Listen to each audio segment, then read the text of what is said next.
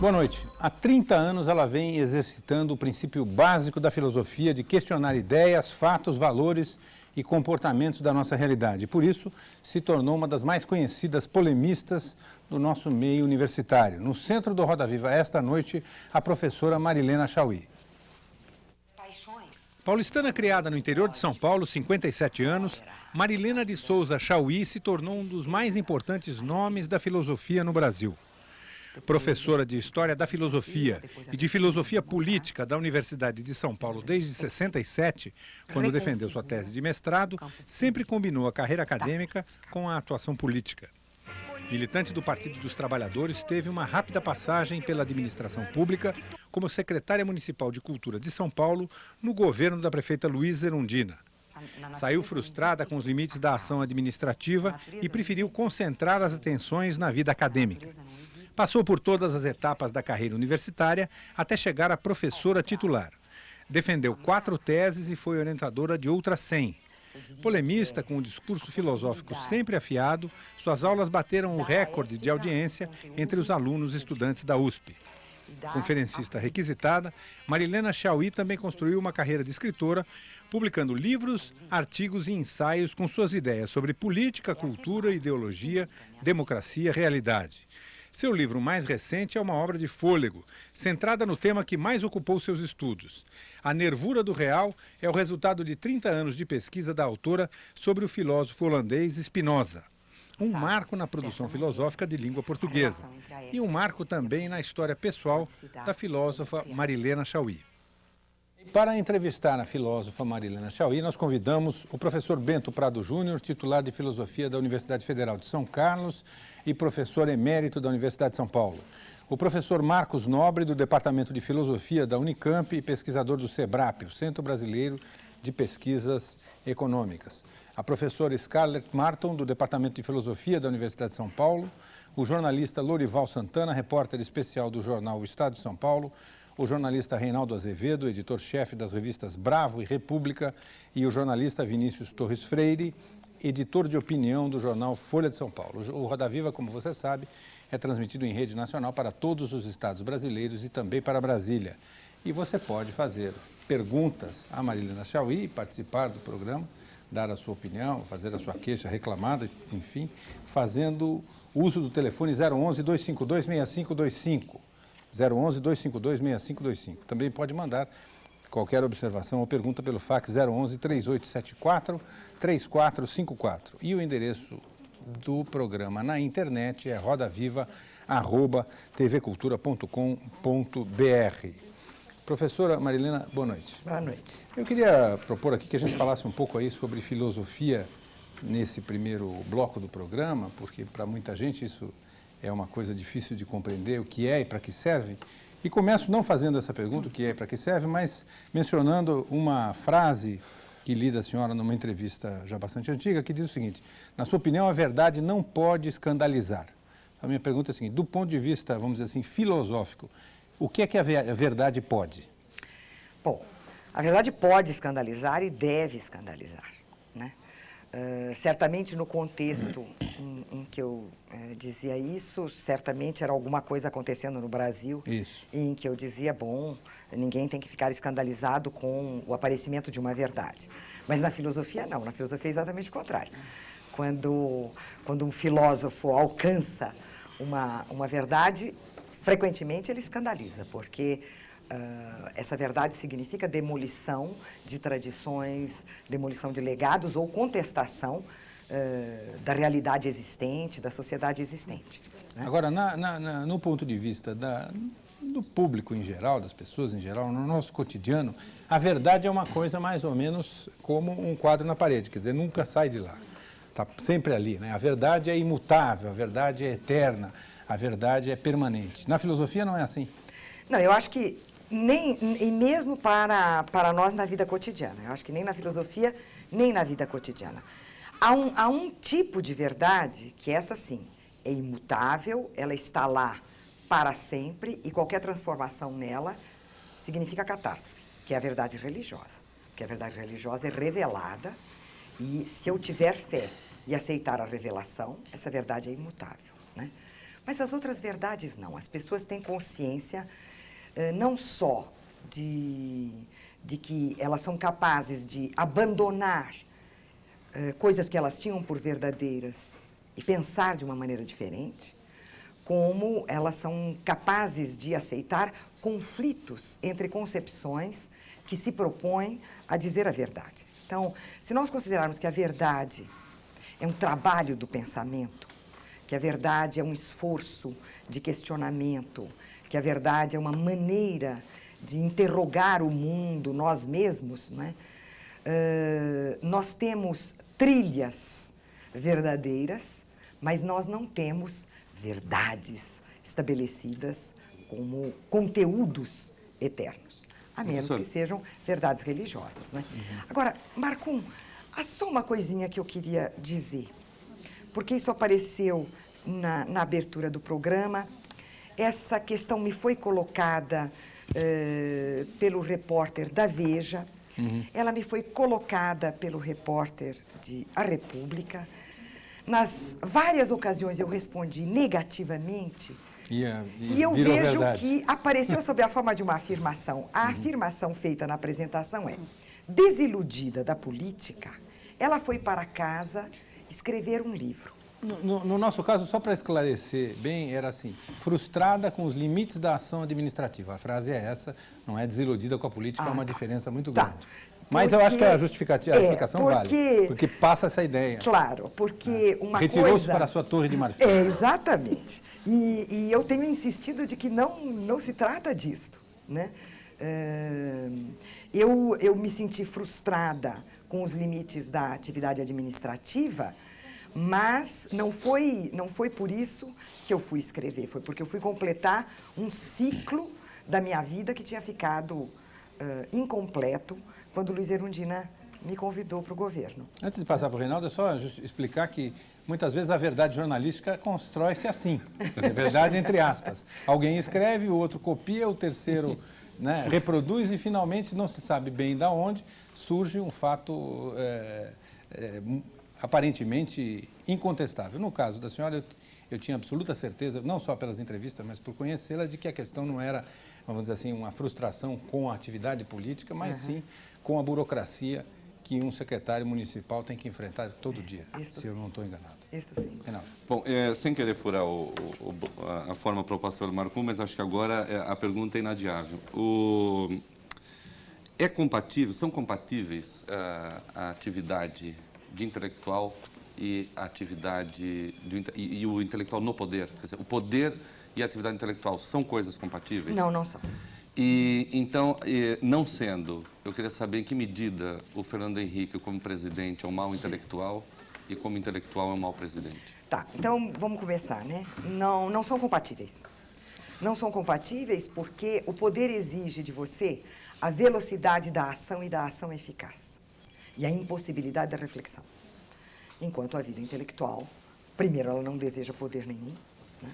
E ela tem uma lógica e um tempo próprios, né, que não são incompatíveis com a ação. Não são de maneira nenhuma incompatíveis com a ação política e com a vida política. Mas elas são incompatíveis com o exercício do poder pela lógica e a velocidade da ação que é requerida a cada instante, sob a forma de táticas para cumprir uma estratégia. Não, eu não acho que seja um mau intelectual no poder, eu acho que é um político no poder, não tem mais nada a ver com o intelectual, né?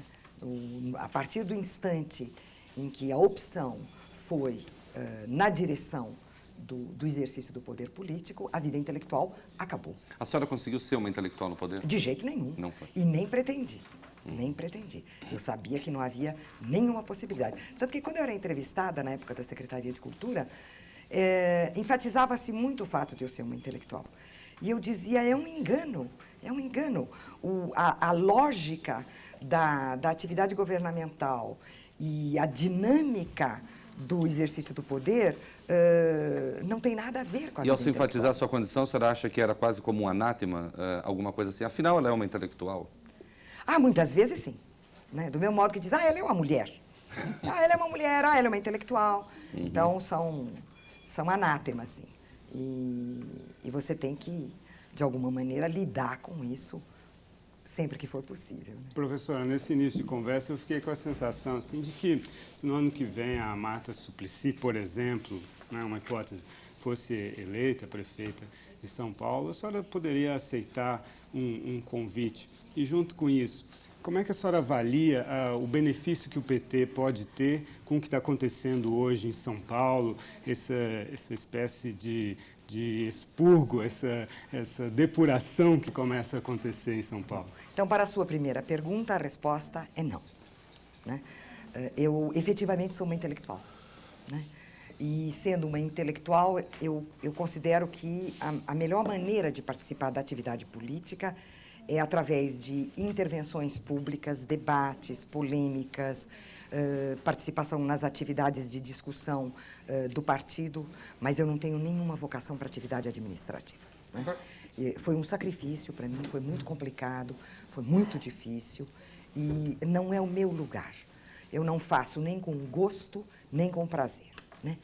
Com relação à segunda pergunta, eu diria que é a sociedade inteira que se beneficia com o que se passa nesse momento de revelação das condições de várias das instituições em São Paulo.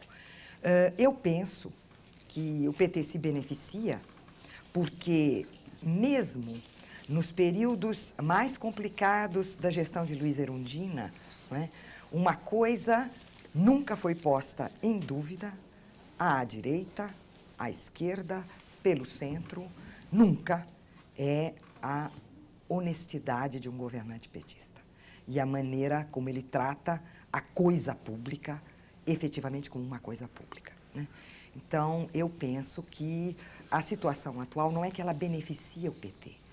Ela faz com que seja recordado, relembrado e recuperado esta marca petista, que é a honestidade política, a honestidade pública, né? A honestidade administrativa. Agora, professora, a senhora disse que, como intelectual, a senhora não gostaria, quer dizer, a senhora não poderia voltar ao poder, que a senhora deixaria de ser intelectual e a senhora quer preservar a sua condição. Agora, desde que a senhora foi para a sua, como se diz por aí, a senhora foi para a sua Torre de Marfim, coincidiu mais ou menos, mas acidentalmente, com a emergência de um monte de intelectuais a fim de poder, que é o grupo de Fernando Henrique e outros agregados. E desde então parece que falta oposição, tanto na política como no meio intelectual. Parece que mesmo no meio intelectual falta alguém para inventar um outro discurso para se contrapor ao da turma que está atualmente no poder. A senhora sente falta disso? A senhora acha que por que teve uma dominância tão grande a fala dos tucanos? Por que falta oposição? A senhora se colocaria como alguém que pode trazer algum discurso para deslegitimar esse pessoal? Olha, eu diria que o Fernando Henrique e o grupo que está com o Fernando Henrique não são recentes. Eles têm uma história, né? Primeiro eles tiveram uma história no movimento estudantil, no movimento universitário, e depois eles tiveram uma longa história dentro do PMDB, uma longa história dentro da política. Então, a suposição de que subitamente, como nascidos como cogumelos, né? Uhum. Não, eles é uma vocação realmente para a política. Mas eu considero o seguinte: talvez uma das características mais impressionantes da política contemporânea mundial, né, seja o fato de que a direita propriamente dita foi deslocada do poder. Ela está lá com suas ramificações, mas ela não está dirigindo explicitamente. A social-democracia tomou esse lugar. Né? Quer dizer, a direita mundial é a social-democracia, que deu a si mesma como tarefa consolidar o neoliberalismo e naturalizar o neoliberalismo. Isso significa que há uma esquerda a ser reinventada. Né? É uma esquerda liberada da carga stalinista, é uma esquerda liberada da carga social-democrata, que é a direita contemporânea, mas é uma esquerda que tem que se reinventar e, portanto, começar com as análises materiais da realidade, né?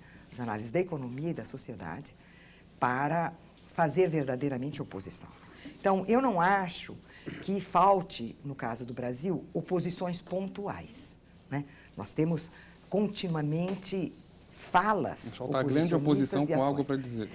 Mas não há uma análise do projeto geral do governo Fernando Henrique e não há o contraponto a esse projeto geral através de um conjunto também de ideias gerais de oposição. Mas isso é porque a situação da esquerda se tornou momentaneamente muito complicada, né? Porque facilitado o seu trabalho, porque ela se liberou de cargas complicadas, né? Ela tem, entretanto, que se reinventar e recomeçar suas análises. Eu não sei se eu teria contribuições efetivas a dar. Eu pretendo voltar ao debate público. Eu aceitei um convite da Folha para escrever no Mais. Quando eu terminar o segundo volume, certamente eu pretendo ter mais outras atividades, né? No rádio, na televisão, nos jornais. E sobretudo, uma militância que essa eu nunca abandonei mesmo ao escrever aí o meu tijolo, que é a militância na política universitária, né? Em relação a isso, Marilena, a militância na política universitária, e voltando às questões pontuais, enfim, nós todos conhecemos aqui as suas considerações críticas a respeito da ideologia neoliberal e a universidade. Aliás, é o título de um texto seu. E você bem mostra, em vários lugares, em vários artigos, de que maneira a universidade que visava a formação acabou por se converter numa universidade de resultados. Voltando também à questão da filosofia e voltando à questão da sua intervenção nesse contexto, eu teria duas perguntas. A primeira, o que a filosofia pode fazer numa tal universidade de resultados? Será que ela não teria algo mais a fazer fora da universidade? E a segunda pergunta, como você vê a sua intervenção, a sua prática política dentro de uma universidade como esta em que nós vivemos hoje? Bom, não, a minha tendência com relação à sua primeira pergunta, Scarlett, é dizer que uma ação no interior da filosofia, no interior da universidade, me parece, nesse momento, essencial. E eu lhe diria por quê. De alguma maneira, essa ideia da universidade de resultados, dessa universidade operacional, eficaz, rápida, que treina e que desfaz a própria ideia de formação e de pesquisa, de alguma maneira ela se tornou uma ideia hegemônica. Você conversa com os universitários e eles consideram que é assim. Eles sequer vislumbram que a universidade não só não precisa ser assim, mas seria melhor se ela não fosse assim. Ora, ao contrário disso, de um modo geral, é do lado da filosofia e do lado das ciências, de uma parte das ciências sociais, que você percebe a reação contra isso, né? Então, eu diria que a filosofia tem um papel dentro da política universitária que é de lembrar, primeiro, que a universidade que se propõe hoje não precisa ser assim e não deve ser assim, e que há outras alternativas. A filosofia pode repor a ideia de formação, no sentido amplo, não é, da formação cultural.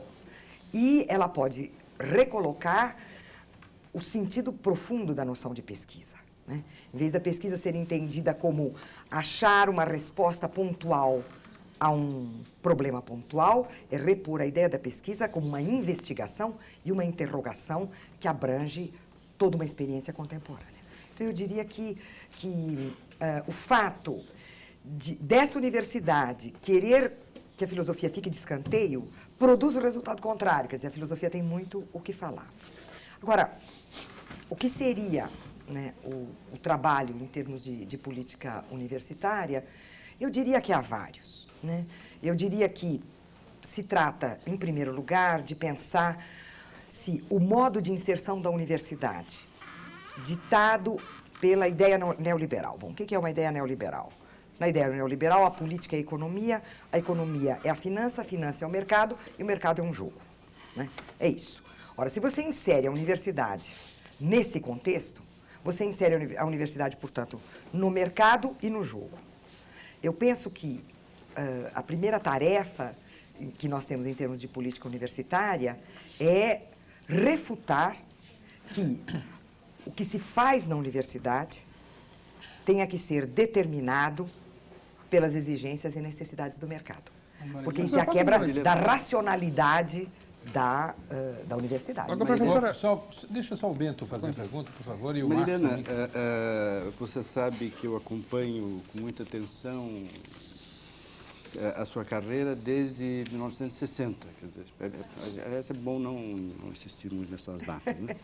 Portanto, acompanhei de perto o seu trabalho como filósofa e como militante. E, todavia, lendo aqui o dossiê reunido para esta circunstância, descobri uma entrevista sua aí que eu não conhecia, e que se refere ao seu período pré-universitário, da descoberta da filosofia antes de você entrar na universidade. Trata-se de uma pergunta, portanto, pessoal, mas que eu acho que é útil, mesmo para o grande público, se você explicasse como é que você descobriu a filosofia, por que a filosofia assumiu a importância que assumiu para você, e até agora, quer dizer, como é que a jovem Marilena, estudante secundária, descobriu a filosofia e o que desta descoberta a anima até os dias de hoje ao escrever o Spinoza e aquilo que vem por aí, que também eu gostaria de saber depois o que vem depois do Spinoza. Olha, Bento, como experiência anterior à universidade e a descoberta da filosofia, eu acho que duas coisas aconteceram. A primeira foi a maneira como o professor João Villa-Lobos dava aula de filosofia, né? E o meu primeiro curso de filosofia, aos 16 anos, né, foi, aos 15 anos, foi um curso sobre lógica. Em que escola? No Colégio Presidente Roosevelt, aqui em São Paulo. Colégio Estadual. Colégio Estadual. A minha pergunta é porque, inclusive, eu também fui iniciado na filosofia pelo mesmo professor Villa-Lobos, 2, 3 anos antes de você. Exatamente. Então, foi para mim a luminosidade, a coisa mais impressionante foi a descoberta do pensamento. De que há o pensamento, de que o pensamento segue leis, que ele segue normas, que ele tem regras, a relação entre o pensamento e a linguagem, né? Isso foi um deslumbramento. Ao lado disso, eu tive uma formação religiosa muito profunda. Tive crises místicas. Mas eu tinha um problema muito sério com a formação religiosa. E que, bom, é o problema de Santo Agostinho resolveu, dentro da religião, e eu não resolvi, né? Ele é Santo Agostinho, eu não sou. Que é como um Deus onisciente e onipotente, um Deus bom, misericordioso e justo, e que, portanto, pode tudo e sabe tudo, cria os seres humanos sabendo que eles vão pecar e pune o pecado da criatura que ele mesmo fez e que ele sabia que iria pecar. Então, o problema da culpa, né, e sobretudo da culpa diante de um Deus onipotente e onisciente, né, foi insolúvel. Então, de alguma maneira, foram essas duas coisas que me levaram para a filosofia, né? O fascínio pelas operações do pensamento, né? E a necessidade existencial de uma resposta para a origem da culpa, da dor, do sofrimento e da punição, né? E eu diria que no percurso e logo no início do caminho, a descoberta de Spinoza foi uma resposta para essas duas questões, né? Então, ao mesmo tempo... Só descobriu Spinoza com que idade? Eu tinha o quê? Bento, quantos anos eu tinha, meu Deus do céu? Foi em 1965? 65. Eu nasci em 41. Eu era bem jovenzinho. 24. É isso. Agora, eu acho que o Spinoza que eu faço ele é o resultado da sua orientação, de como você, como meu professor, como meu orientador, me fez pensar filosofia e escrever sobre Merleau-Ponty. Eu sinto uma presença fortíssima, né, sua e do Merleau-Ponty no Spinoza que eu faço. A senhora, eu vou me atrever aqui a fazer uma pergunta sobre o Spinoza, apesar da minha absurda ignorância sobre o assunto. Eu estudei um pouquinho de filosofia também no curso, né, no colegial, porque naquele tempo existia isso, hoje em dia acabou, e depois na universidade, mas muito superficialmente. Mas a sensação que me passa é que a senhora, de alguma forma, procura enxergar, para escrever 900 páginas, né, de corpo, se são 900, de corpo 7, com mais um enorme adicional, a senhora procura enxergar detalhes que talvez não estejam, digamos assim, explícitos no original. Estou errado nessa avaliação? Não Quer está. dizer, como talvez um ourives ou alguém assim pega uma pedra e procura ali com um instrumento óptico qualquer, que aliás o Spinoza polia, né, e fabricava, tentar ver assim o veio que está escondido nessa história. Ai, Marco, eu fico tão feliz com o que você acaba de dizer, porque eu acho que é assim mesmo. É assim mesmo. Uma vez, muitos anos atrás, a dona Gilda de Mello e Souza leu uma primeira versão de um pequeno ensaio que eu tinha escrito sobre o Cândido de Voltaire. E ela disse o seguinte: é muito interessante a maneira como você escreve. A impressão que a gente tem é que há um mar e muita coisa sobre a superfície desse mar, mas você mergulha, vai lá embaixo, pega uma pedrinha e traz para cima. Depois você dá outro mergulho, pega mais um pedregulho e traz para cima. Ou seja, eu trabalho mesmo no nível do detalhe e do implícito. Isso tem uma consequência, viu, Marco? A consequência é que eu sou prolixa. Isso me leva a escrever muito, né? Então, por um lado, eu acho que é uma maneira de trabalhar que vai desvelando mesmo, né, coisas escondidas, coisas obscuras, coisas implícitas, mas, ao mesmo tempo, vai ampliando a quantidade do texto, né? Então, eu tenho inveja de quem é capaz de escrever pouco. Marilena, mas isso não vai exatamente na tradição, na boa tradição da filosofia da USP?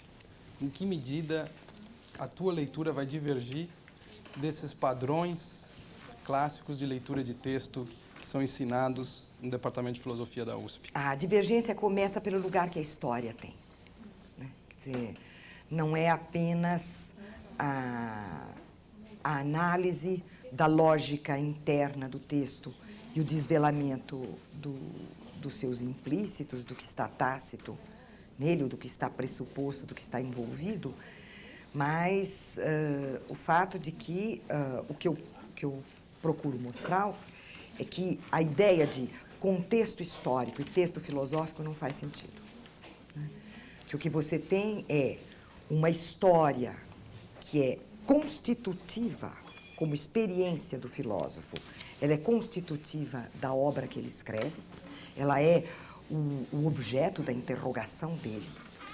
E a obra, né, na medida em que ela faz parte deste tempo também, ela atua sobre esse tempo e ela faz parte da experiência histórica, né?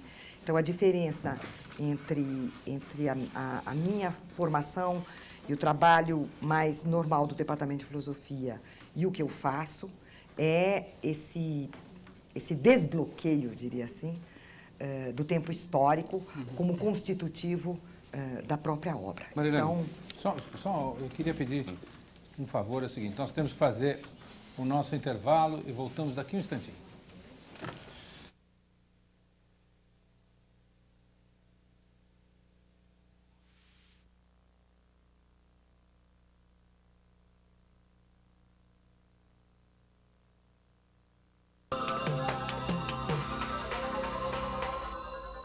De volta com Roda Viva, esta noite entrevistando a filósofa e professora da USP, Marilena Chauí. Você pode participar do programa fazendo perguntas pelo telefone 011-2526-525 ou pelo fax 011-3874-3454 e o nosso endereço na internet é rodaviva@tvcultura.com.br. Professora, a nossa tentativa de botar ordem aqui num programa desse tipo, evidentemente, se foi em benefício do programa, digo eu. Falando um pouco mais de política, a senhora, numa entrevista também de 89, mais ou menos, definiu a década de 80 como conservadora, superficial e injusta com a criação artística, filosófica e científica no Brasil. Quer dizer, já era uma visão pessimista. Como é que a senhora definiria a década que está terminando agora no Brasil em relação a esses aspectos? Pior. No seguinte sentido, a capacidade de criação artística, de realização artística e cultural na sociedade brasileira é grande e de altíssima qualidade. O reconhecimento disso é mínimo. A possibilidade de fazer com que a maior parte da sociedade possa fruir dessa criação e dessa produção artística e cultural é mínima. E o descaso com que isto é tratado, tanto em termos dos organismos públicos, quanto em termos da mídia em geral, é impressionante. Então, a minha referência não mudou.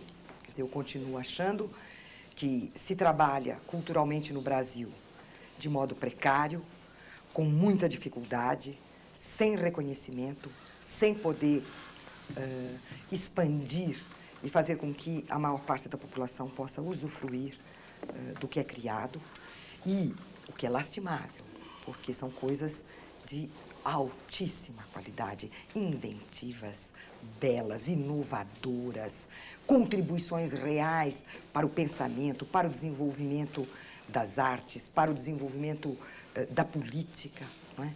E, infelizmente, eu não vejo que essa década tenha, de alguma maneira, sido melhor para os criadores do que antes. Isso não aconteceu fora do Brasil também? Quer dizer, não existe uma tendência aí internacional, globalizada, neoliberal, seja qual for a definição que se estabeleça? Ah, sem dúvida. Sem dúvida, sem dúvida. Baixar a coisa e tornar rasteira. E submetê-la, não é? Às regras do mercado. Às regras imediatistas do mercado, né? O que significa consumo rápido, descartável, né? Fugaz, efêmera, sem nenhuma pretensão a transformar, seja o que há, seja o que pode ser feito, e sem nenhuma pretensão para durar. Professora, quando foi que você fez uma sociedade tendente ao bom ou ao ótimo sem mercado? Se é que já se fez. Eu não sei de nenhuma sociedade tendente ao bom, nem tendente ao ótimo. Né? Eu, nesse ponto, sou muito spinozana. A sociedade é o que ela é. Isto é, a sociedade é o que os campos de força, conflitos e lutas fazem de acordo com quem tem mais força, e ao ter mais força... Isso não é Marx tem mais... em vez de Spinoza? Isso é Spinoza. Não é Spinoza? Spinoza identifica o direito e o poder. Ele é o primeiro filósofo, né? E como filósofo, ele é o único a dizer que é uma ilusão você distinguir, de um lado, o poder como estratégia, tática, violência, negociação, enfim, tudo que nós temos do poder, e o direito, como um conjunto de regras legais para a justiça. O direito e o poder são a mesma coisa. Tem direito quem tem poder. Então, Spinoza vai dizer, o meu direito vai até onde eu tiver o poder para exercê-lo. Isso significa coisas interessantes, né? Primeiro, eu não faço uma análise valorativa e normativa da sociedade. Se ela é boa, se ela é má, se ela é justa, se ela é injusta. Ela é. Ela é segundo o jogo de forças e poderes que a constitui. Em segundo lugar... Então não caminhamos sempre, de algum modo, para o bem? Aquela coisa que o Gibbon dizia, que de algum modo melhoramos? Não necessariamente. Bom, eu acho que o mundo está aí para dizer que não, né?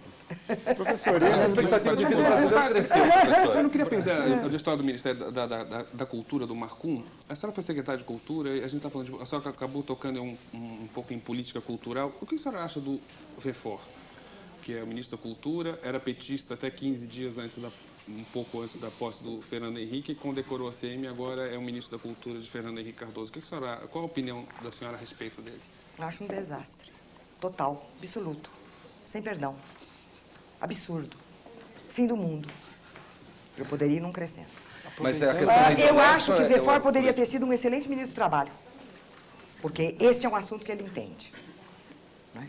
Agora, eu acho uma tristeza a figura do Vefor como ministro da Cultura. O que ele devia fazer, professor? Aí não devia ser ministro da Cultura. O que o Estado deve fazer em prol da cultura? O Estado não é um pouco desajeitado para fomentar a cultura? O Estado é imprestável, mas a gente tem que torná-lo prestável para essas coisas, né? Então, se você entender que a cultura é um direito, né, e que esse direito deve ser garantido, né, e que, se você tiver o poder para garantir esse direito, ele é direito mesmo, né? Então, a parte que compete ao Estado é de aumentar a força daqueles que exigem o direito à cultura. Você faz isso de formas variadas.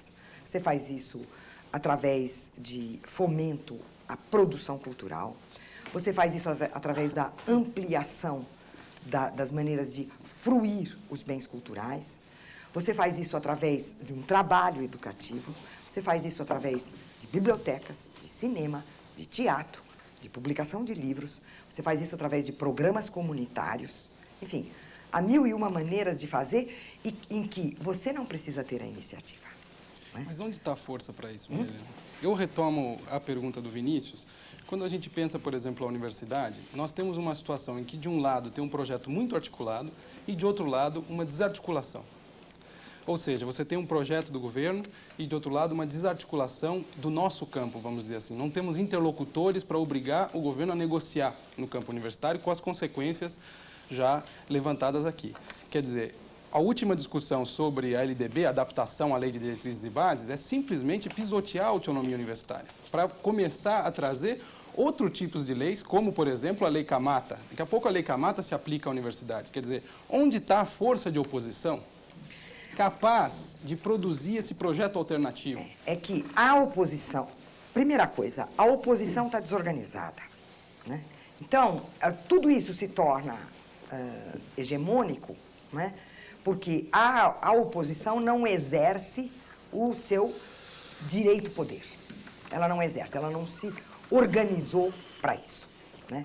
Ela está fragmentada, dispersa, cuidando de várias coisas ao mesmo tempo e, sobretudo, ela está sem um referencial, Marcos. Então, o que acontece? O discurso governamental tem começo, meio e fim. O que, vindo do Estado, é uma obra de arte. Né? Um discurso governamental que tem começo, meio e fim, olha, de tirar o chapéu. Então, é inédito.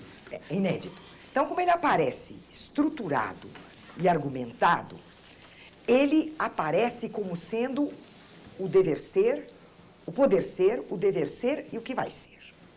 E essa oposição completamente dispersa e fragmentada é capaz também de pontualmente dizer isso não é bom, isso não é conveniente, mas responder a um projeto com um outro projeto e forçar nessa direção, a oposição não tem feito.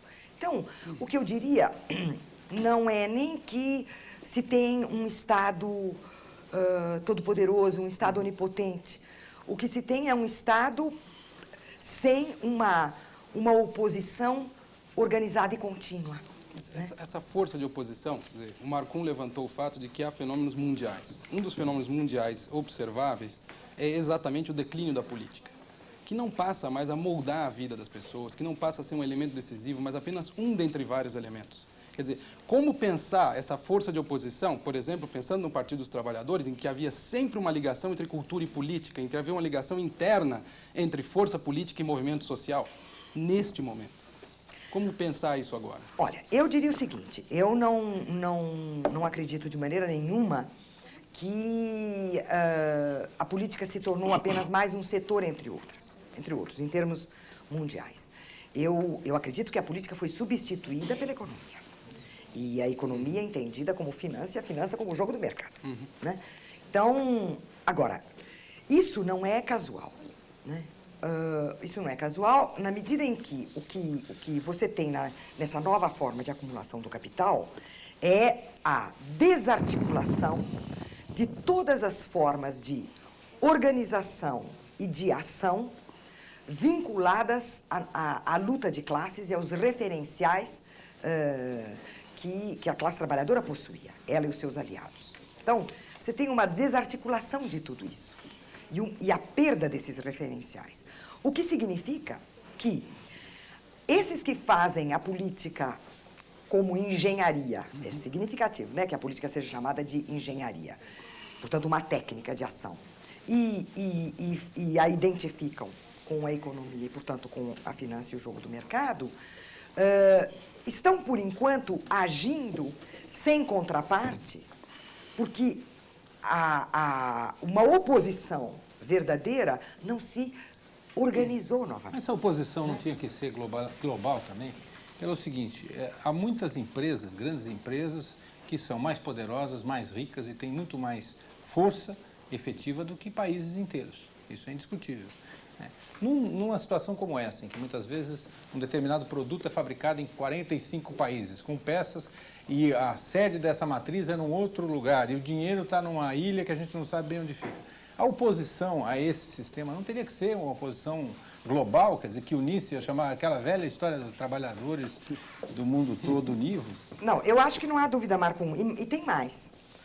Se você pensar que quem governa o planeta são dois organismos privados, o Banco Mundial e o FMI, você entende a colocação do Marcos de que a política dançou. Né? Porque você, nos países democráticos ou não democráticos, isso não vem ao caso, o país não tem eleição, vamos facilitar, né? Elegem-se os governantes, né? Elege-se o poder executivo, o poder legislativo, tem constituição, tem isso, tem aquilo, e o Estado é supostamente o gestor de fundos públicos, só que os Estados estão todos subordinados a organismos privados. Quem de nós elegeu o dirigente do Banco Mundial? Quem de nós elegeu os dirigentes do FMI? Então você tem organismos privados dirigindo a esfera pública de todos os países. Então, eu penso que, sem dúvida nenhuma, é uma oposição em termos globais, e o primeiro movimento deve ser o de oposição ao FMI e ao Banco Mundial, isto é, oposição política à gestão das repúblicas por organismos privados. Professor, e quando esse FMI entra claramente em conflito com algumas elites locais gorilas, como já aconteceu... Tem a menor importância. Não tem importância? Não tem a menor importância. Tem a menor importância. Ou essas elites locais ganham no curto prazo e perdem no longo prazo, ou elas arregam rapidamente também. O mercado consumidor em expansão não tem muito mais poder do que a FMI ou o Banco Mundial? Eu não creio que haja um mercado consumidor no em mundo, expansão. não? Né? Eu acho que há uma concentração de riqueza e dos consumidores. Né? Na minha cabeça, expansão de um mercado de consumo significaria aquilo que significava antigamente o capitalismo. Né? Você insere mais gente no mercado da força de trabalho e você insere mais gente no mercado do consumo. Ora, nós temos um movimento contrário. Então, eu diria que... O fato dele ser contrário eventualmente no Brasil, mas não ser nos Estados Unidos, em escala global não é? Não. Em termos mundiais, você tem em todos os países o grande bolsão da riqueza. Né? Você tem o Morumbi e os Jardins em Nova York, em Londres, em São Francisco, em Paris, nas grandes cidades, mundo afora, e depois você tem Bangladesh, Burundi, Kosovo, Luanda, Mas, no professora, mesmo país. Professora. Né? Ali ao lado. Só um segundinho. Eu me lembro quando eu fui dar um curso em Stanford, que um aluno meu me convidou para ir conhecer o Burundi Brasil de São Francisco. Né? E era. Então, a grande partição não é entre países ricos e países pobres, nem entre países desenvolvidos e países emergentes. Primeiro que não há países emergentes, né? Uma balela países emergentes. Né? O que há é, no interior de cada país, os ricos e a miséria. É isso que há. Né? Então, eu tenho dificuldade em imaginar Professora, em agora, expansão. talvez a esquerda não esteja tão desnorteada, porque ela não esteja fazendo uma análise tão ampla. Quer dizer, o sinal trocado da análise do pessoal que está no governo Fernando Henrique de hoje, por exemplo. Olha, o que está dado é o que há para a gente trabalhar, vamos nos integrar passivamente. E a esquerda diz, nós temos que romper, e fica essas duas contraposições muito absolutas. Agora, uma antiga lição do próprio Fernando Henrique diz, olha, a integração não é sempre, não é integração com a economia internacional, não é imediata, que existem maneiras de você fazer isso, existe a própria política interna de cada país determina o modo como se integra. Quer dizer, se você fizer uma análise um pouco mais mediatizada e ver as possibilidades de você fazer uma integração com a economia global, será que você não pode encontrar algum caminho, pelo menos intermediário? Porque se você fica nas duas, na contraposição absoluta, você fica imobilizado de fato. E é o que parece que acontece com uma parte da oposição hoje. Não, o que eu penso é o seguinte, é que há um equívoco, né? E que o equívoco é considerar a integração com mediação, sem mediação, no curto prazo, a longo prazo, emergente, desemergente, afundando, desafundando, em termos em que a definição disso é dada pelo jogo do mercado e pela economia, não é dada pela Mas política. qual país, por exemplo, não faz? Não tem modo, não tem Hoje, intermediário. nenhum. Cuba. Nem Cuba. Coitada de Cuba. Mas, professora, se o mundo... Qual seria a força de oposição, Marilena? Como se organizaria essa nova força de oposição? Porque os partidos estão burocratizados, não é? Eu não sei. Os sindicatos estão burocratizados. Como pensar por onde vem? Eu não sei porque... O sindicato, aliás, está forte. Não, hoje em dia. Não, eu não sei. Coisa pior Eu não ainda. sei porque eu penso... Veja, se você tomasse o Brasil dos anos 50 e 60, né, você imaginaria que uma oposição de esquerda só poderia vir do Partido Comunista e dos grupos trotskistas e coisas desse tipo.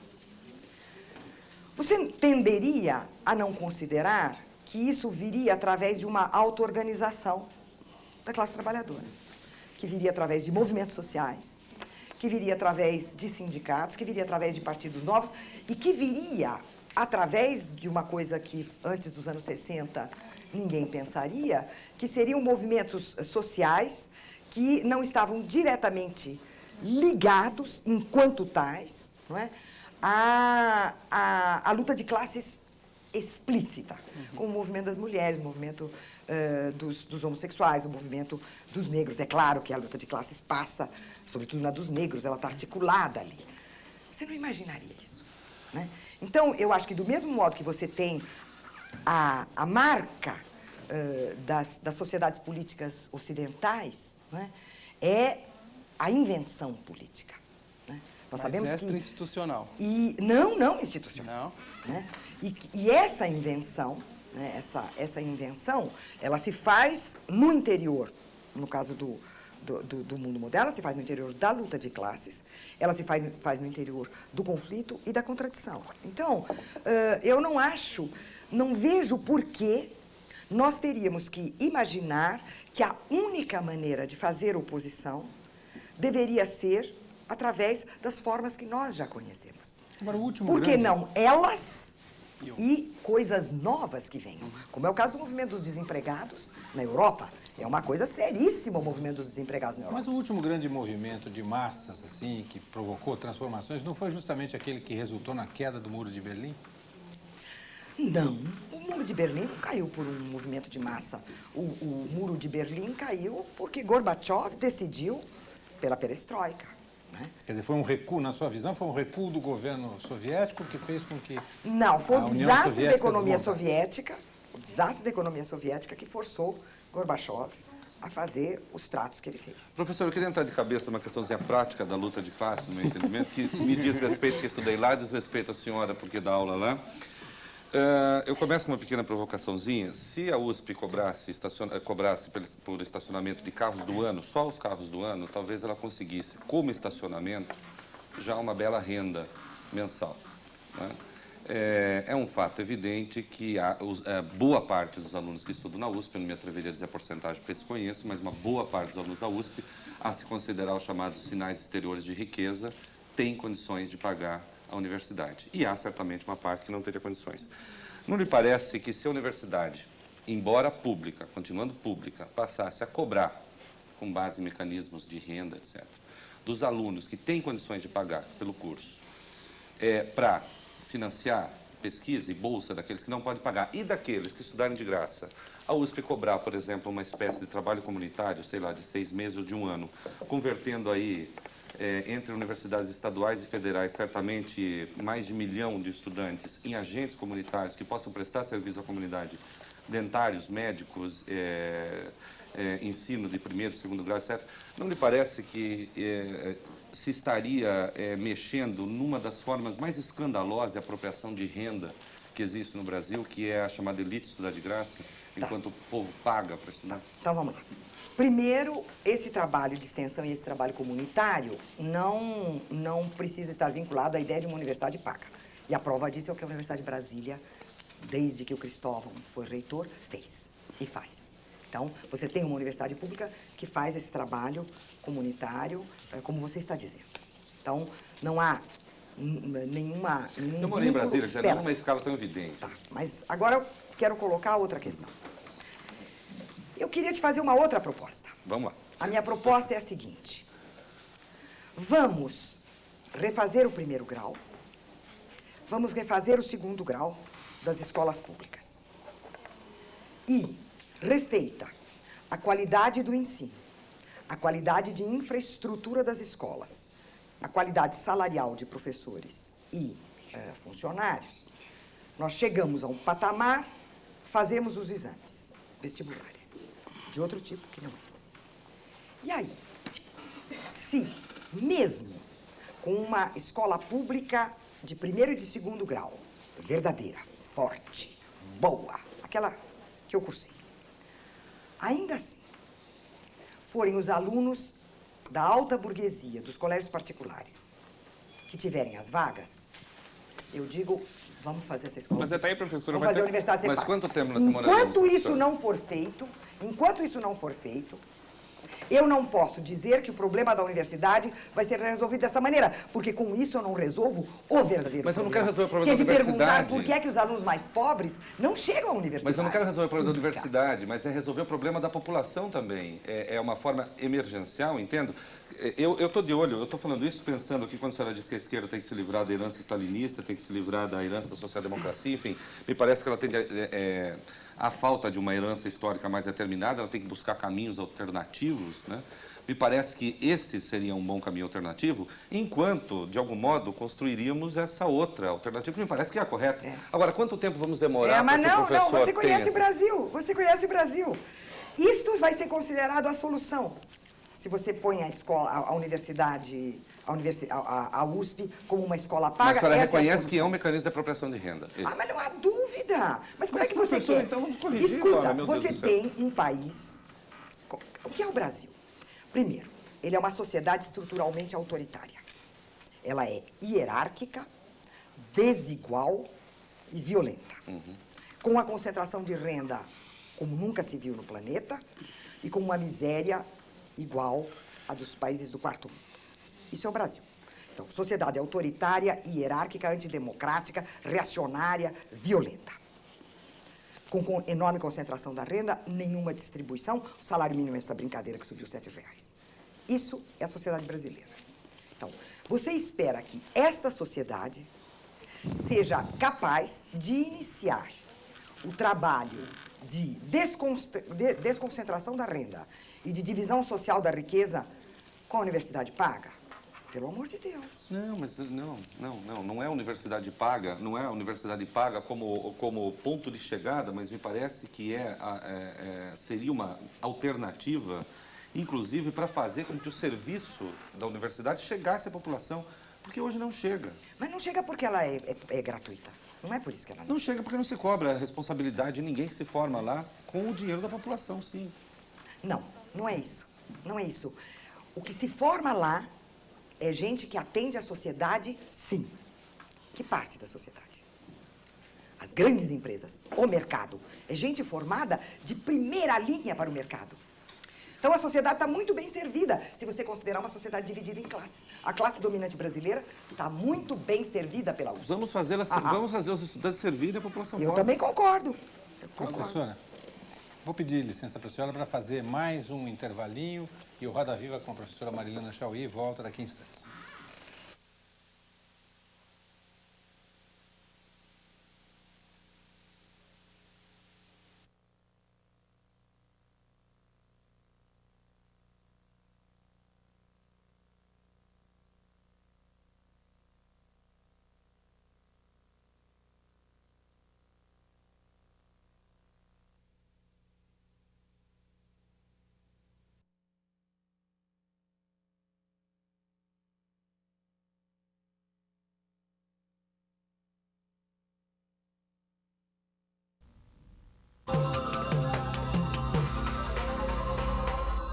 Bem, estamos de volta com Roda Viva. Eu estava aqui entretido com as perguntas dos telespectadores. Você ainda tem tempo de fazer a sua pelo telefone 011-252-6525, pelo fax 011-3874-3454 ou pelo endereço do Roda Viva na internet, que é rodaviva@tvcultura.com.br.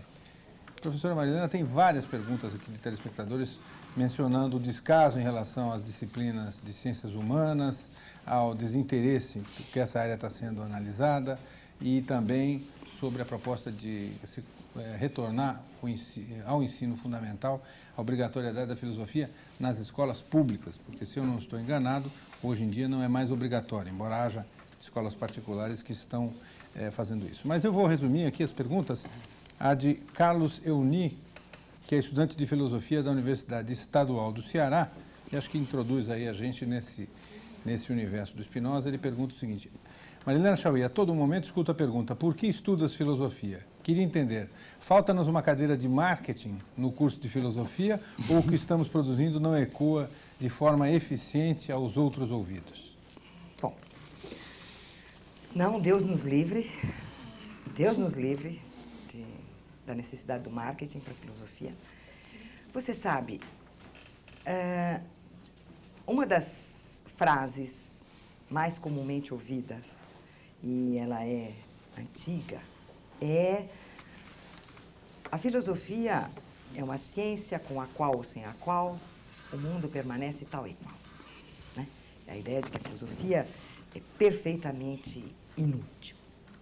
E há uma coisa interessante, né? Ninguém pergunta: por que você estuda matemática? Por que você estuda geografia? Por que você estuda história? Né? Por que você estuda engenharia, medicina? Né? Para as pessoas tudo isso é evidente. No caso da filosofia, é claro que vem a pergunta: por que você estuda filosofia? Porque de um lado, porque há uma imagem da filosofia, e do outro lado, porque corresponde a alguma coisa. A imagem é a de que o filósofo é aquele que olha para as nuvens e vai andando, tropeça no pedregulho, porque ele não consegue olhar para o chão, cai e fica sempre flutuando, né? Que é a expressão, toda vez que você tem alguém muito distraído, né? Muito ensimesmado, filósofo. Né? Então há essa imagem, né? Da solidão e de algo que serve apenas para você. E há o fato de que, efetivamente, a filosofia não resulta em produtos visíveis. O produto visível da filosofia é aula, livro, conferência, né? Então, qual é o produto da filosofia? É a fala e a escrita, né? E o que aparece no mundo operacional e da eficácia, como é o nosso, muito pouco, né? Mas por que a gente faz filosofia? Eu penso que a gente faz filosofia a partir do instante em que tudo aquilo que na vida cotidiana parece evidente, deixa de ser evidente, né? Vou dar um exemplo só, né? Inspirado em Merleau-Ponty. Então, eu posso perguntar para alguém, que dia é hoje? Que horas são? Né? E achar que é normal que haja dia, hora, dia, mês e ano. Ontem, hoje e amanhã. Ontem, hoje e amanhã. O passado, e o presente e o futuro. Essas coisas se tornam menos evidentes se eu disser, mas por que tem isso? E aí eu digo, é porque há o tempo. E aí eu pergunto, bom, mas o que é o tempo? Né? Então, cada vez que nós passamos dessas evidências costumeiras do nosso cotidiano, né, e perguntamos sobre aquilo, sobre o que se baseia a nossa crença cotidiana, a gente começa a fazer filosofia. É assim com a pessoa que diz, olha, não sai na rua porque está chuviscando e você toma um banho quente e você vai se resfriar. E se eu perguntar, bom, mas o que é que uma coisa tem a ver com outra? E disser, bom, tem uma relação de causa e efeito, eu posso perguntar, bom, existe causalidade? E o que é a causalidade? E por aí vai. Então, quando a filosofia pergunta sobre o sentido daquilo que no nosso cotidiano é evidente sem ser, quando ela pergunta pelo sentido das coisas, quando ela interroga a nossa experiência, quando ela pergunta sobre o sentido da produção cultural, da história, liberdade, da política, da liberdade, né? Professora. Você está fazendo filosofia. Marilena, fazer uma pergunta para você. Qual foi mesmo o filósofo alemão que disse que todos os filósofos tinham duas filosofias, a sua própria e a de Spinoza? Bergson. Ah, Bergson é o filósofo alemão em questão. Bom, todo mundo tem, portanto, duas filosofias, a sua própria e a de Spinoza. Você, por acaso, tem uma só filosofia, portanto, ou não?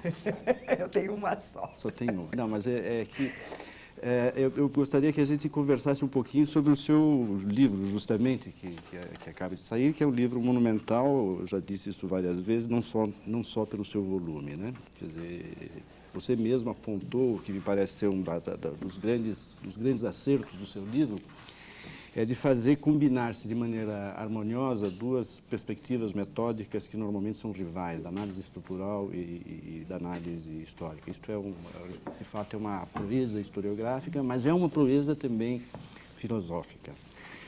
Então, a minha pergunta é como é que está a relação entre a sua filosofia, que é espinosista, com a filosofia que é espinosana, com a filosofia do Spinoza, que é espinosista. Isto é, por quê? Porque eu digo, o seu trabalho é um trabalho que, entre outras coisas, é um trabalho de filologia.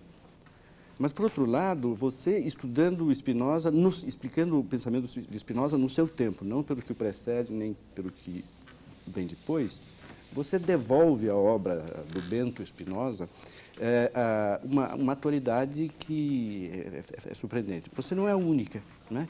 São vários os autores, os filósofos contemporâneos que retomam cada um à sua maneira a filosofia do Spinoza e o introduzem dentro do debate contemporâneo. Você mesmo faz uma historiografia, você faz uma arqueologia de todas as leituras do Spinoza, você aponta, tem a leitura Brigate Rossi, tem a leitura neoliberal, etc. O fato é que, por alguma característica do Spinoza, ele se impõe, como Bergson reconhecia, como uma espécie de filosofia espontânea de todos os filósofos. Então, o seu livro é de filosofia, é de história da filosofia e é de filosofia ao mesmo tempo. Nos restitui na extrema ponta da filosofia. Qual é a relação entre esse seu trabalho e o trabalho desses colegas franceses e italianos, com os quais você rivaliza, cujos trabalhos você elenca, classifica e mostra em que eles... Se você desse uma espécie de retrato diferencial do seu trabalho? Quer dizer, o que faz a especificidade ou originalidade do seu Spinoza no contraponto aos demais Spinozas que estão no mercado? Quer dizer, do Negri, do Deleuze, Materon, etc. Eu acho que isso seria uma maneira de você apresentar o traço mais geral do seu livro. Tá. Não? Olha, eu acho que o meu livro se inscreve nessa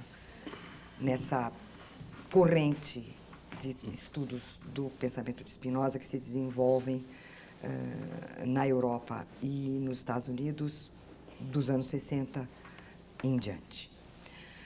Essa corrente tem uma peculiaridade. Embora aqui e ali haja uma apropriação cristã de Spinoza, o que eu acho muito difícil, muito complicado, Spinoza é o filósofo que é lido, trabalhado, interpretado pela esquerda, né?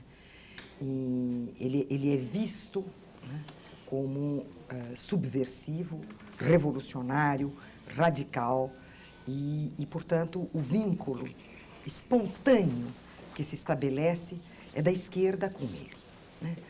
Agora, eu diria que os dois pontos diferenciais que me diferenciam dos meus colegas estrangeiros na interpretação de Spinoza são os seguintes, e são só dois. O primeiro é essa articulação entre história e filosofia, né? A ideia de que há um campo de forças de pensamento contemporâneo ao Spinoza, e que é a experiência do seu tempo. Há, no nosso tempo, um campo de forças de pensamento, que é a nossa experiência, e é o ponto e o contraponto dessas duas experiências que constitui a minha leitura. E, portanto, a história e a política estão lá muito presentes.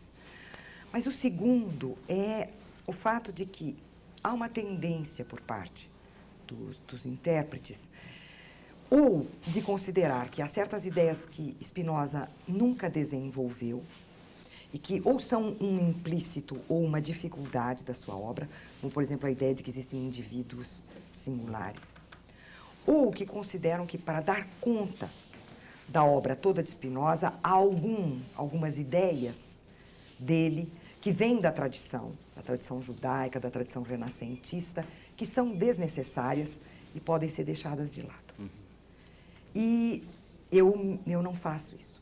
Quer dizer, por um lado, eu acho que não há ideias implícitas em Spinoza, eu acho que elas estão demonstradas, a de indivíduo é uma delas, e não acho que seja preciso abrir mão de nenhuma ideia de Spinoza para que o pensamento de Spinoza seja coerente e atual, né? Agora, sem dúvida nenhuma, eu sou devedora de toda essa interpretação contemporânea com a qual eu polemizo. Professor, sem querer forçar lá. Marilena, há quase 30 anos você vem desenvolvendo esse trabalho sobre Spinoza. Spinoza foi objeto da sua tese de doutorado, foi objeto da sua tese de livre-docência e agora Spinoza é objeto desse trabalho monumental, A Nesvura do Real, que chega até nós. E eu estava me lembrando, portanto, há uma continuidade de Spinoza na sua vida. Mas eu estava me lembrando de uma entrevista que você deu à Folha de São Paulo em 82, em que você declarava que você tinha a impressão de que a sua vida, na verdade, eram sucessivas experiências de ruptura em todos os níveis, como se as coisas que acontecessem a você acontecessem por acaso, sem nenhuma deliberação da sua parte. Bem, ainda que você tenha rompido de lá para cá com essa visão da sua própria existência, eu gostaria de saber quem é hoje Marilena Chaui. Olha, primeiro de tudo, Marilena Chaui entra na meia-idade, o que eu acho uma maravilha, né? Eu acho que há um descanso, um repouso, um sossego, uma paz interior muito grande, né? Depois, eu acho que algumas decisões importantes e pelas quais eu sou absolutamente responsável como causa adequada, para usar a linguagem de Spinoza, estão perfeitamente assumidas e consolidadas, né? Eu sei com clareza qual é o meu lugar, né? Eu sei que o meu lugar é na universidade, que o meu lugar é na filosofia, que o meu lugar é na escrita, que o meu lugar é no debate político, e sei onde não é o meu lugar, né? E sei isso com felicidade e com tranquilidade. Agora, eu diria que, como professora, eu irei até a compulsória, até o fim dos meus dias, porque é o que eu sei fazer e o que eu gosto de fazer. Agora, com relação à investigação, à pesquisa e à escrita, ao concluir o segundo volume sobre Spinoza, há duas coisas que eu pretendo fazer. De um lado, eu pretendo retomar o Merleau-Ponty. Eu estou convencida de que, num olho eu tenho uma lente merleau-pontiana, no outro olho eu tenho uma lente spinozana, e é essa sinergia que me faz pensar, né? E eu quero estudar o Brasil. Eu quero estudar o Brasil. Esse ponto eu E gostaria. talvez, ao estudar o Brasil, fazer parte de uma nova oposição que está a caminho. Antes da gente cair no Brasil mais uma vez, há várias perguntas aqui. Não, a gente não vai cair De no Brasil, né? telespectadores. Eu acho que, se você quiser fazer uma pergunta para o Brasil, tem todo sobre o Brasil. Não, que caiu o Brasil, parece que é uma tragédia. Antes que a gente tenha que voltar no Brasil de novo, a gente está falando de filosofia. O complicado é que há inúmeras perguntas de telespectadores que algumas abordam questões brasileiras, que já foram abordadas, e outras temas que nós não passamos por eles, como, por exemplo, o tema da religião e de Deus. Então, Eliane Ganotti, de Araraquara, Neres Aureliano, de São Paulo, na capital, Reinaldo de Andrade, aqui da capital, Ronaldo Fonseca, que manda pergunta pela internet, Alice Bueno dos Santos, de São José do Rio Preto, todos perguntam qual é a sua visão da religião, da filosofia, alguns mencionam inclusive a filosofia espírita, e qual a solução que a senhora encontrou para a questão de Deus.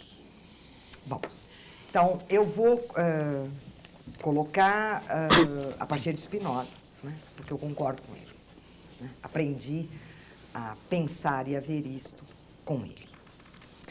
Então, Spinoza faz, e eu, acompanhando Spinoza, faço uma clara diferença, estabelece uma clara diferença entre o campo religioso da fé e o campo filosófico do trabalho do pensamento e da razão, né?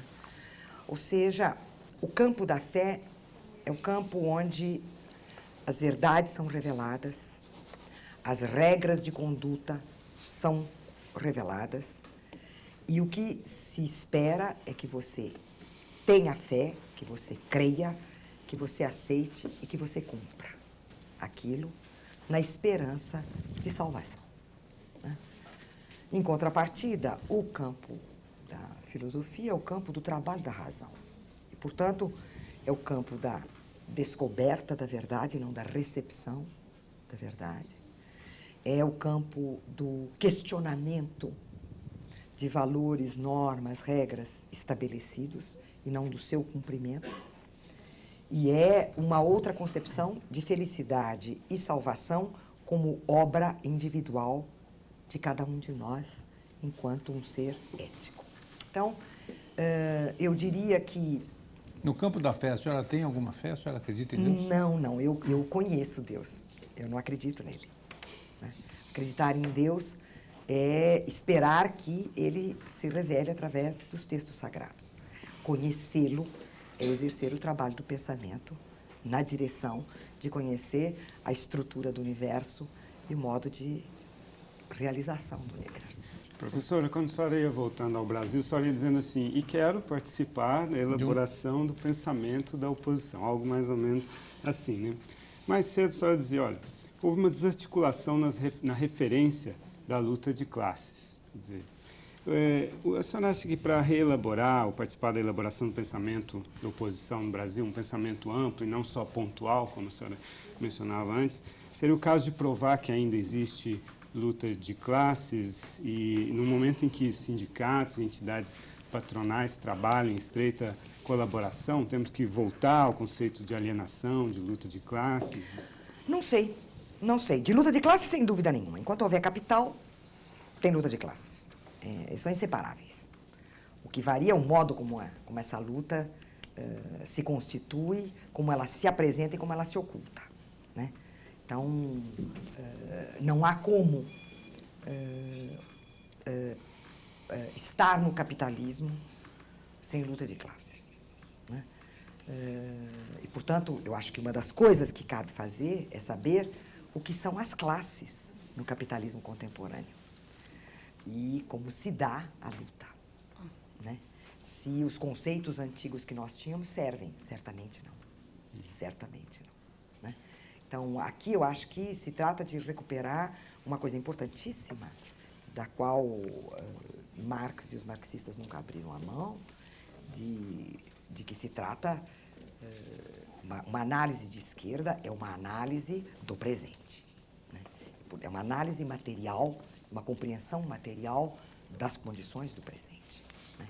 E, portanto, você tem que encontrar onde é que está a contradição. Qual é e onde está Ainda a existe grande mais-valia, contradição. professor? Ainda existe mais-valia? Onde é que ela está, né? Onde é que ela está? Professor, não Esse interrompa o projeto fio. Em sobre que o o Brasil, Spinoza eu ilumina queria a discussão do retomar marxismo? Desculpe. Esse projeto sobre o Brasil, eu queria retomar porque ficou muito claro, desde o início do programa, né, nós ouvimos, fechou-se um ciclo com minha passagem pela Secretaria da Cultura. Fecha-se um ciclo com a publicação do Spinoza e agora nós temos projetos futuros. Quer dizer, nós temos uma figura de militante intelectual, muito mais do que uma intelectual, em que você tem a tarefa da filósofa, porque além das 3 tarefas, ainda é mulher, então tem mais tarefas na divisão da sociedade brasileira, tem que formar novos filósofos, novos estudiosos de filosofia, tem que participar, junto com outros colegas das ciências humanas, de uma interpretação do Brasil e tem que militar politicamente. As condições para que esse modelo de intelectual, que é representado pela Marilena Chaui, estão dadas. É possível reproduzir esse tipo de intelectual? Nós temos condições para isso hoje, e a filosofia vai ocupar esse papel, ela tem condições de continuar a ocupar esse papel. Vamos produzir novas Marilena Chaui?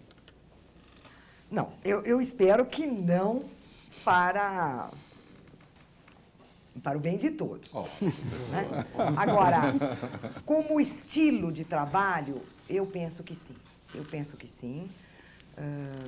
E nós temos colegas fazendo isto, sem a menor dúvida, né? Eu acho que as condições estão dadas e que as condições exigem que a gente faça o trabalho do intelectual militante. Mesmo com a universidade em risco de crise sistêmica, como se diz aí, e mesmo com toda essa herança da ditadura, não é? Da ditadura militar, que destruiu todas essas experiências interdisciplinares que procuravam entender o Brasil, mesmo assim. Mas eu acho que é por isso, eu acho que não é apesar disso ou mesmo assim, Marcos. Eu acho que é por causa disso que é preciso. A minha tendência é achar que as condições dadas exigem esse tipo de ação. Então, não é que ela é possível porque estão dadas condições para isto, mas ela é necessária porque as condições existentes são de catástrofe. E é preciso agir pelo novo. Otimismo da vontade. Não é agir para resgatar, é agir para que algo novo apareça. Professor.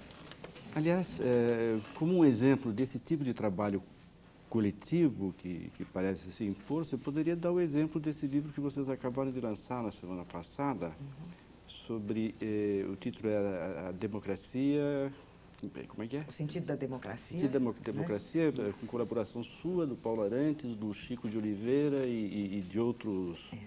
Trata-se de uma reflexão sobre o Brasil contemporâneo. Eu acho que seria bom se você falasse. Sem dúvida.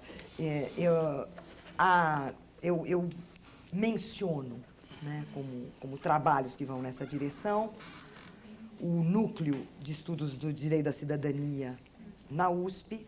Eu menciono nessa direção o grupo à volta da revista Praga e da publicação de uma coleção chamada Zero à Esquerda.